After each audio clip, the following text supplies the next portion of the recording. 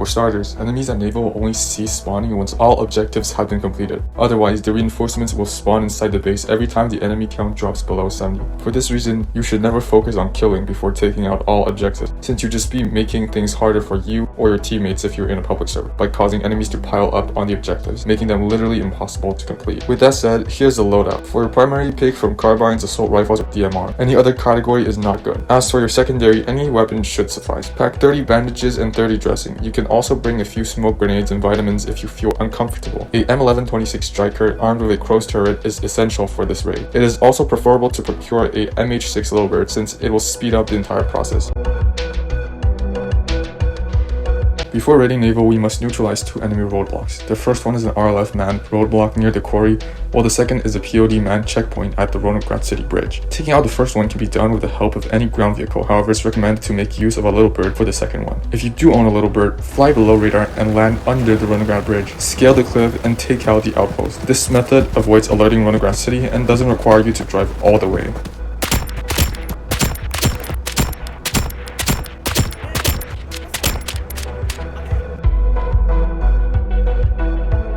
Start your raid by driving your striker to the Roadblock City tunnel. At the tunnel exit, turn right and stay out of the enemy's sight. After exiting the tunnel, follow my path. Once you arrive at the naval base tunnel exit, initiate the raid by firing your crows at the machine gunner. Your objective here is to not get spotted by enemies at Roadblock City, since heavy reinforcements will come and damage your striker.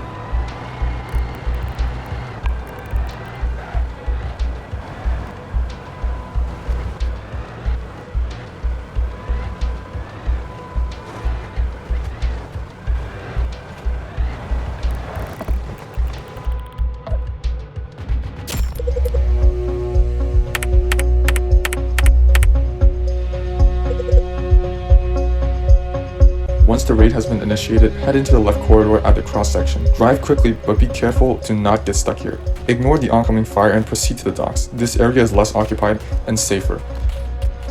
Take out the RPG on the oil storage tank, then eliminate the scattered enemies around the harbor. You should try your best to preserve your vehicle's health for later, so bring your car to cover, hop out on foot, and take out the enemies with your primary. Do not get too far from your vehicle though, since you may need to find cover in the event of a mortar barrage. Go to the radar at the edge of the docks and plant the explosives. Once they are set off, the first objective is completed.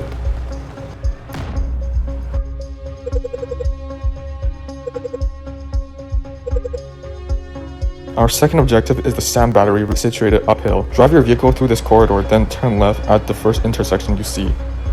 Get your vehicle close to the sand battery, hop out, take out the enemies, and then plant the explosives.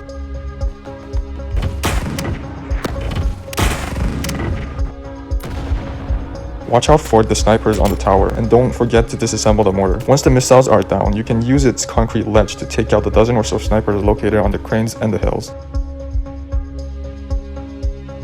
When on the ledge, stay prone to not get sniped. Some snipers here wield the ASVK 50 caliber sniper rifle that can instantly kill you with one headshot.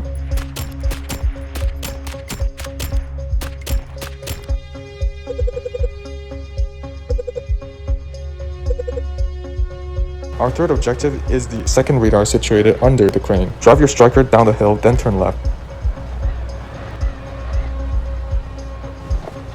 If there are enemies here, use your crow's turret to take them out, because you're in mortar range and might fall victim to a barrage. Take out the radar,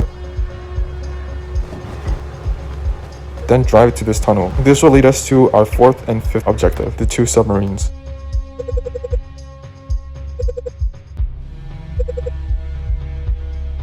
The first one is fairly easy to destroy. Clean out any enemies nearby and plant the 3 explosives. Just make sure that there aren't any enemies hiding on the other side of the sub.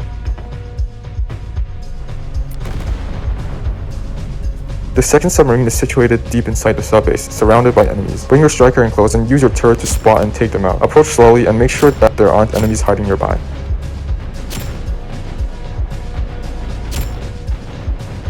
By this point, if your enemy count has fallen below 70, more enemies will spawn. Since you're soloing, the spawning will not be aggressive, and thanks to the large size of the subbase, you will have some time to plant the explosives before the newly spawned enemies reach you. If you do encounter one, take them out swiftly with your primary.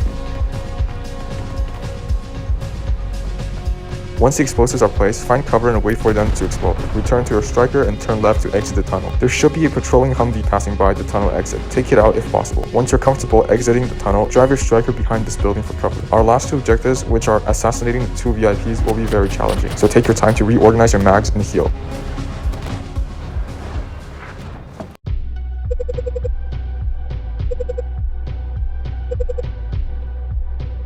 When you're ready, peek out with your striker and use the crow's turret to take out any enemies on the crane, the hilltop, and the roof of the command building. Mortar fire will be very heavy in this area, so do not exit your vehicle. Proceed to this lower section behind the command building and park your striker back facing and as close as possible to the containers. Step out and quickly proceed inside these series of tents. This is the smoker den. There will be 2 to 3 regular smokers hiding inside and 1 heavily armored smoker being the VIP armed with a PKM machine gun.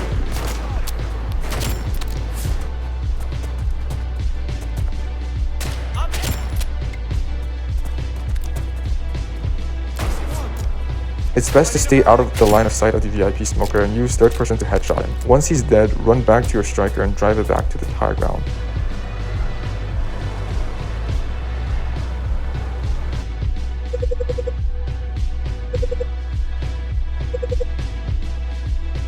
Park around this BTR and hop into a crow's turret. Scan and take out enemies you see. This is where preserving your vehicle's health pays off. It gives you more time to pick off any enemies surrounding the command building. This is extremely useful because your next moves will be sprinting towards the ladders behind the command building and climbing it. This part is extremely risky as any nearby enemies can easily kill you, either with heavy fire or a mortar barrage.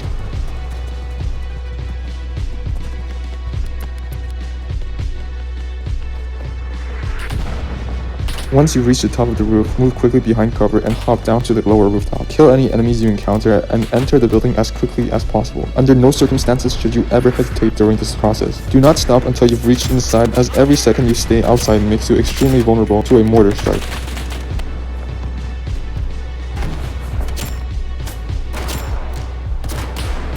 When inside, clear room to room until you find the VIP room. Beware that the staircase near the roof access door is an enemy hotspot, so be ready to switch from your primary to melee in case the enemy decides to go British.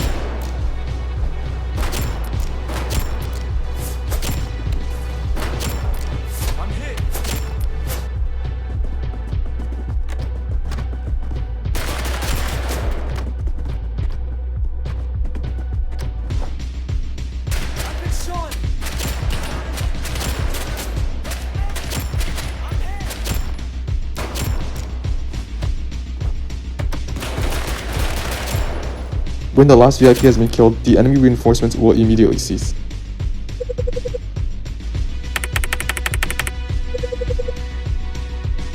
The final phase of the raid is the cleanup. Clean out the rest of the command building. Watch out for the rooms and corridors on the ground floor, as a large amount of enemies tend to gather out there.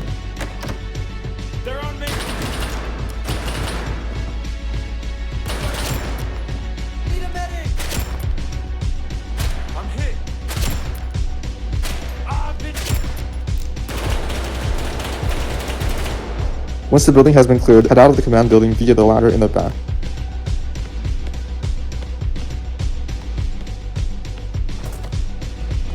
The remaining enemies are most likely in the submarine base. Make your way over there to finish them off, and the base should be marked as clear even with 8 to 10 enemies remaining.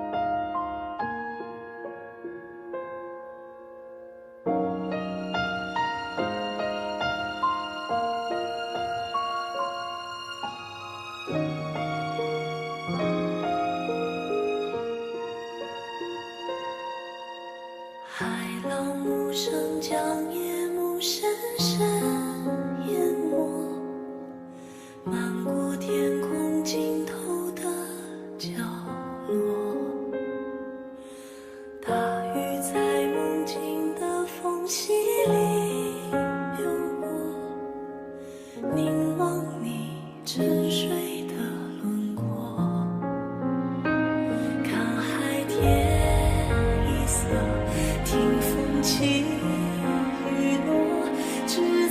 手。